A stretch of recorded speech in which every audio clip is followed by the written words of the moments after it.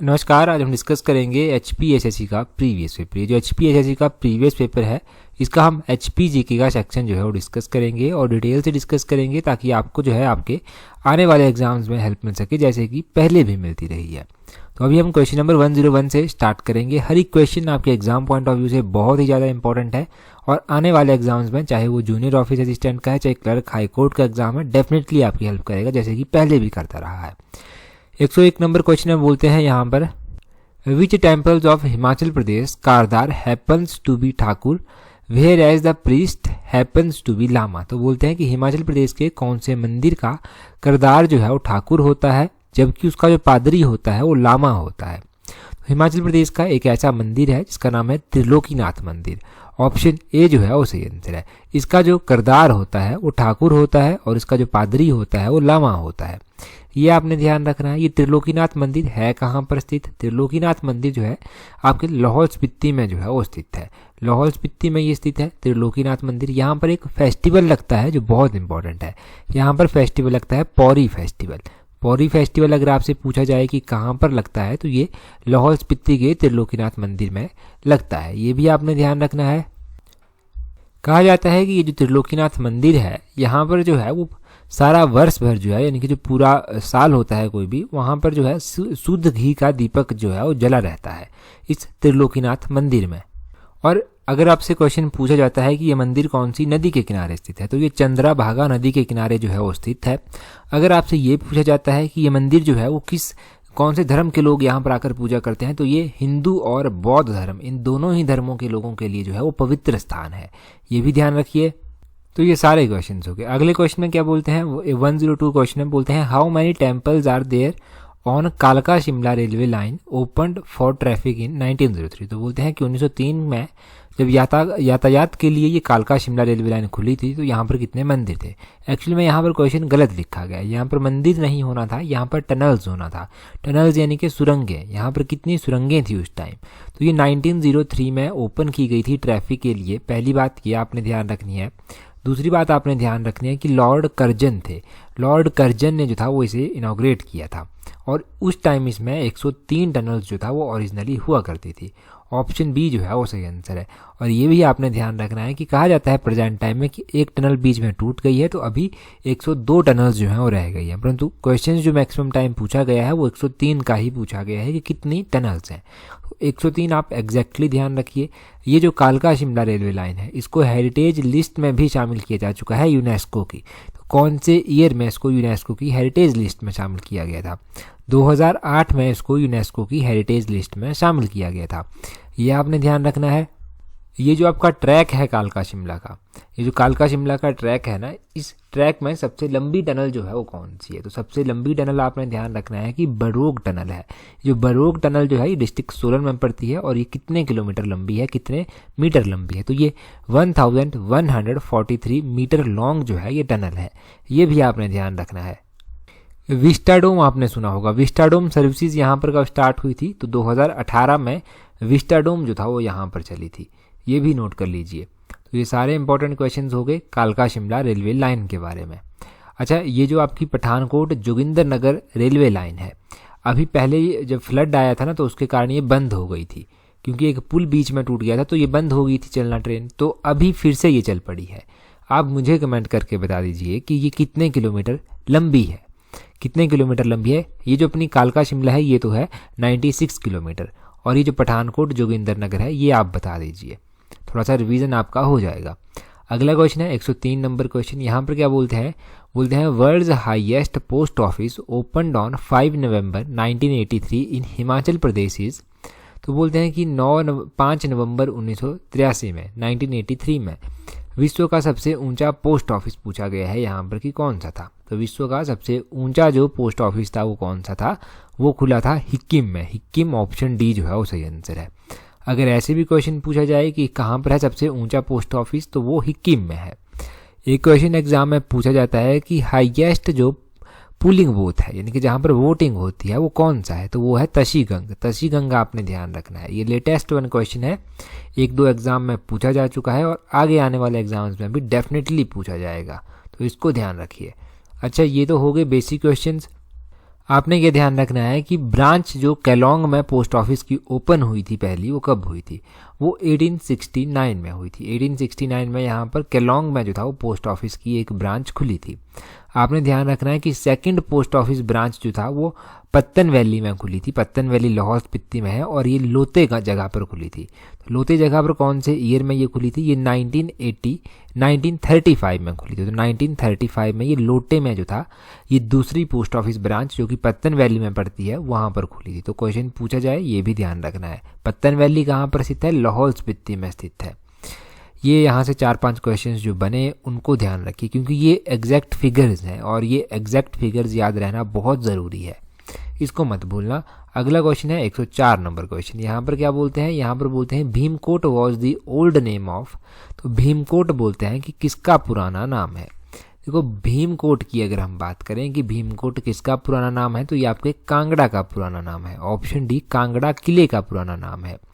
कांगड़े किले की बात करें, जो कांगड़ा का किला है, इसमें आपने ध्यान रखना है कि इसको कांगड़ा को जो है वो त्रिगर्त के नाम से भी जाना जाता है। ये आप ध्यान रखिए। जब संसारचंद के ऊपर गोरखाओं ने आक्रमण किया था और संसारचंद को वहाँ से भागकर निकलना पड़ा था, तो महल मोरिया पर वो युद्ध हुआ था और संसारचंद जब हार गया था एक तरह से, तो उसने जाकर यहीं कांगड़ा फोर्ट में जाकर ही जो था वो शरण ली थी। ये भी ध्यान रखिए। ये जो कांगड़ा किला है इसके बारे में क्वेश्चन बहुत बार पूछा गया है कि इसका पहला मुगल किलेदार कौन था। तो इसका पहला मुगल किलेदार था नवाब अली खान। और इसका अंतिम मुगल किलेदार कौन था? तो 1740 में जो इसका अंतिम मुगल किलेदार था उसका नाम था नवाब सैफ अली खान। ये भी आपने ध्यान रखना है। तो ये सारे इंपॉर्टेंट क्वेश्चन हो गए ना, इनको ध्यान रखना आप। ये सारे इंपॉर्टेंट क्वेश्चन तो आपने ध्यान रखने ही हैं। साथ में कांगड़ा की ब्रजेश्वरी धाम जरूर ध्यान रखिएगा, ब्रजेश्वरी मंदिर जरूर ध्यान रखिएगा, वो भी कांगड़ा का है। अगला क्वेश्चन देखिए, बोलते हैं which place in Himachal Pradesh is considered cremation ground of Pandavas queen Draupadi. तो बोलते हैं कि हिमाचल प्रदेश का कौन सा स्थान पांडव रानी द्रौपदी का अंतिम संस्कार भूमि जो है वो मानी जाती है यहाँ पर। तो ये मानी जाती है तांडी। तांडी ऑप्शन डी सही आंसर है। तांडी कहाँ पर है? तांडी लाहौल स्पीति में स्थित है। अब तांडी क्यों इंपॉर्टेंट है? तांडी में जो है वो लाहौल स्पीति की जो चंद्रा और भागा, ये दो अलग अलग नदियां पहले होती हैं, ये तांडी नामक स्थान पर आकर मिलती हैं। यहाँ पर ये मिलती हैं आकर और आगे चलकर ये चंद्रा भागा के नाम से जो है वो प्रसिद्ध हो जाती हैं। और जब ये चंबा में एंटर करती हैं तो ये चनाब नाम से जानी जाती हैं। ये आपने ध्यान रखना है। तो ये तांडी ज़रूरी क्यों है? ज़रूरी इसलिए है क्योंकि चंद्रा और भागा दो नदियां यहाँ पर मिलती हैं। द्रौपदी का जो अंतिम संस्कार था वो यहाँ पर हुआ था, ये माना जाता है। तो ये बेसिक जानकारी आप जरूर ध्यान रखना। अगला क्वेश्चन है लवी फेयर के बारे में। बोलते हैं Lavi fair is which level fair. तो लवी मेला अभी स्टार्ट होगा। अभी देखो लवी मेला स्टार्ट होगा तो बोलते हैं कि लवी मेला किस स्तर का मेला है। लवी मेला जो है एक इंटरनेशनल लेवल का मेला है, अंतर्राष्ट्रीय स्तर का मेला है। ऑप्शन डी सही आंसर है। लवी मेला कौन से महीने में होता है? ये अक्टूबर नवंबर के महीने में जो है मेला होता है। ये आपने ध्यान रखना है कि कौन से महीने में होता है। अक्टूबर नवंबर के महीने में ये मेला होता है। अभी अक्टूबर तो आपका निकल गया है, तो अभी ये इस वर्ष नवंबर महीने में जो है वो होगा। ये मेला जो है ये एक ट्रेड मेला माना जाता है। यहाँ पर ट्रेडिंग जो था वो पहले के टाइम में की जाती थी, मुख्य रूप से इसलिए फेमस था। अभी भी यहाँ पर ट्रेड करने के लिए लोग दूर दूर से आते हैं। लगभग 300 वर्ष पुराना जो है ये मेला माना जाता है, इसीलिए ये बहुत फेमस है। और इस मेले में जो है वो चाहमूर्ति हॉर्सेज जो हैं, चाहमूर्ति एक हॉर्सेज की ब्रीड है और ये पहाड़ी एरिया में बड़े ही सक्सेसफुल माने जाते हैं। चाहमूर्ति घोड़ों का कारोबार जो है इस मेले में होता है, मतलब इनकी ट्रेडिंग आप कह लीजिए, ट्रेडिंग यहाँ पर होती है। और आपको पता है हिमाचल में एकमात्र जो हॉर्स ट्रेडिंग फार्म है वो लरी में स्थित है। लरी लाहौल स्पीति में पड़ता है। यहाँ पर आपका हॉर्स ट्रेडिंग जो है वो फार्म, हॉर्स ब्रीडिंग फार्म जो है वो स्थित है, ये ध्यान रखिएगा।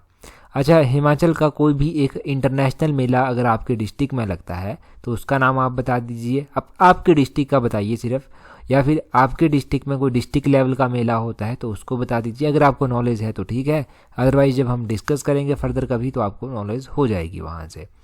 आगे बोलते हैं Bhojri festival is celebrated in which district of Himachal Pradesh. तो भोजरी त्यौहार जो है वो हिमाचल प्रदेश के किस जिले में मनाया जाता है? देखो ये भोजरी त्यौहार जो है कौन से जिले में मनाया जाता है? ये चंबा जिले का फेमस है। ऑप्शन डी सही आंसर है। भोजरी जो है वो चंबा का एक फेमस फेस्टिवल आप कह लीजिए कि फेस्टिवल है। चंबा का इसी तरह का एक इम्पॉर्टेंट फेस्टिवल है मिंजर मेला। मिंजर मेला second Sunday of Sawan month को शुरू होता है।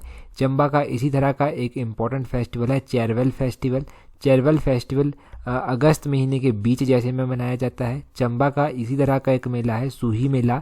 सूही मेला अप्रैल के महीने में जो है वो मनाया जाता है। और चंबा शहर जो है वो रावी नदी के किनारे स्थित है। चंबा की जो मणिमहेश यात्रा है वो काफ़ी फेमस है। तो मणिमहेश यात्रा के बारे में क्वेश्चन पूछा जाए कहाँ पर लगती है, ये चंबा में लगती है। चंबा की ये झील है लामाडल झील। जब इस यात्रा को लोग जाते हैं तो लामाडल झील में पवित्र स्नान भी करते हैं, ये भी ध्यान रखना है। छतरारी यात्रा चंबा की है, सितंबर के महीने में लगती है। तो ये सारी चीज़ें ना आप ध्यान रखना, इंपॉर्टेंट है एग्जाम पॉइंट ऑफ व्यू से। और जितना रिवाइज करेंगे ना उतना कन्फ्यूज़न आपका दूर होगा, उतनी क्लियरिटी आएगी और उतना एग्जैक्टली आप किसी भी क्वेश्चन को टिक कर पाएंगे। अगले क्वेश्चन में देखिए पूछते हैं यहाँ पर 133 क्वेश्चन में बोलते हैं Suket princely state was founded by. तो सुकेत राजसी राज्य की स्थापना किसने की थी? ये जो सुकेत राजसी राज्य है इसकी स्थापना राजा वीरसेन के द्वारा की गई थी। ऑप्शन ए सही आंसर है। अब राजा वीरसेन ने इसकी स्थापना कब की थी? लगभग 765 ईस्वी पूर्व जो था वो इसकी स्थापना की गई थी। सुकेत एक इम्पॉर्टेंट रियासत है और सुकेत का ही भाग है मंडी आपका। आपने ये ध्यान रखना है कि सुकेत रियासत को हम डिटेल में भी डिस्कस कर चुके हैं, जो हमने ब्लोखरा किताब की सीरीज़ हमने डिस्कस की थी ना, वहाँ पर सुकेत देखना एक पार्ट होगा सुकेत वहाँ पर हमने डिटेल में पढ़ा है। एक बार रिवाइज कर लेते हैं सुकेत के बारे में। इसकी स्थापना तो राजा वीरसेन ने की थी, ये आपको पता चल गया। इसके बारे में और क्या क्वेश्चन पूछा जाता है? तो इसके बारे में क्वेश्चन पूछ लिया जाता है कि सुकेत की राजधानी जो था वो किसने करतारपुर में जो था वो स्थापित की थी। तो करतारपुर में स्थापित की गई थी राजधानी राजा करतार सेन के द्वारा। इनके नाम से ही पता चल रहा है। सुकेत से ही अलग हुआ था सुंदरनगर, जिसका प्राचीन नाम है बनेड़। तो बनेड़ की स्थापना किसने की थी? राजा गरुड़ सेन ने बनेड़ की स्थापना की थी। आपने ध्यान रखना है कि जब अहमद शाह दुरानी ने सुकेत रियासत पर कब्जा किया था तो उस टाइम कौन सा ईयर था और कौन से राजा थे? तो विक्रम सेन उस टाइम राजा थे और 1752 में अहमद शाह दुरानी ने जो था वो सुकेत रियासत पर कब्जा किया था। सुकेत रियासत के अंतिम राजा कौन थे? तो राजा लक्ष्मण सेन इसके अंतिम शासक थे। और सुकेत रियासत जो था वो कब पंजाब से ब्रिटिश भारत में जो था वो इसका अधीन ये आ गई थी, ब्रिटिश भारत सरकार के अधीन। तो 1921 में जो था वो सुकेत रियासत पंजाब सरकार से जो था वो ब्रिटिश भारत सरकार के अधीन जो था वो आ गई थी। ये सारे क्वेश्चन यहाँ से ध्यान रखिए। 134 क्वेश्चन है, बोलते हैं Balh valley is situated in which district of Himachal Pradesh. तो बलह वैली जो है आपके मंडी डिस्ट्रिक्ट की वैली है। ऑप्शन ए सही आंसर है। मोस्ट फर्टाइल वैली है बलह वैली मंडी की। इसको सुंदरनगर वैली के नाम से भी जाना जाता है। गुम्मा साल्ट की माइंस आपने सुना होगा। गुम्मा साल्ट की माइंस जो है इसके वेस्ट में स्थित हैं, ये आपने ध्यान रखना है। और शिमला रिज और शिवालिक के बीच में ये कहीं पर पड़ती है आकर। आपने एक जरूर चीज़ इसके बारे में ध्यान रखनी है कि मंडी में इमला बिमला वैली भी आपकी आती है, मंडी में चुहार वैली भी आपकी आती है। तो ये वैलीज भी मंडी की हैं। सिरमौर की घाटी है कियारदा-दून घाटी जो मोस्ट इंपॉर्टेंट है। सोलन की घाटी है Doon valley, Saproon valley, Kunihar valley, ये ज़रूर ध्यान रखनी है। लाहौल स्पीति की कौन कौन सी वैलीज है? तो लाहौल स्पीति की आपने एक तो पत्तन वैली ध्यान रखनी है। लाहौल स्पीति की आपने चंद्राभागा वैली याद रखनी है।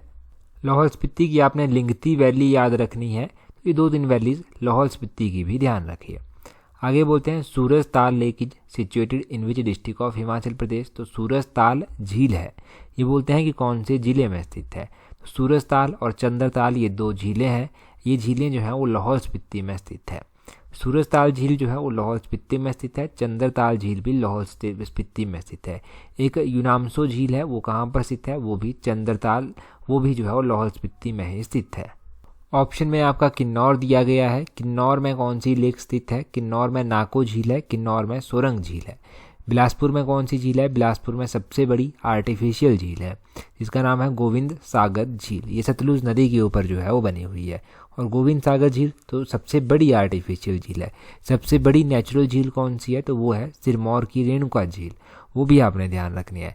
और यहाँ पर हमीरपुर ऑप्शन में दिया गया है, तो हमीरपुर की तो आज तक आपने कोई ऐसी इंपॉर्टेंट लेक नहीं पढ़ी होगी, परंतु हमीरपुर का नदौन कौन सी नदी के किनारे स्थित है, एचएस में क्वेश्चन पूछा जा चुका है। हमीरपुर का नदौन ब्यास नदी के किनारे जो है वो स्थित है, ब्यास नदी के किनारे ये बसा हुआ है। तो ये 4 जिले हो गए, इन 4 जिलों की इंपॉर्टेंट झीलें हो गई, ये आपने ध्यान रखनी है।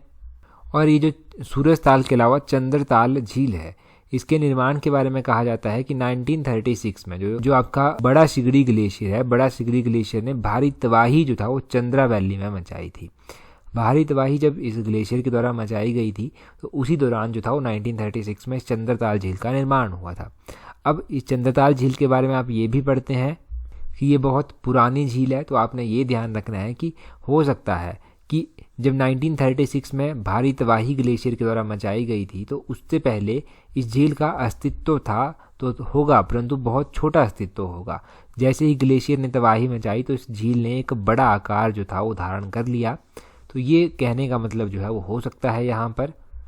ये सारे इंपॉर्टेंट क्वेश्चंस यहाँ से मिलते जुलते हो गए। और अगर आपने अभी तक भी हमें टेलीग्राम पर ज्वाइन नहीं किया है तो अपना टेलीग्राम ओपन कीजिए, वहाँ से इस तरह से सर्च कीजिए @TOLExam31, आपको हमारा टेलीग्राम चैनल मिल जाएगा। टेलीग्राम पर जुड़ जाइए अगर अभी तक नहीं जुड़े हैं। आने वाले एग्जाम्स में डेफिनेटली आपको हेल्प मिलेगी, जैसे कि पहले भी मिलती रही है। तो so that's all for today. Thank you very much for watching and listening it very patiently.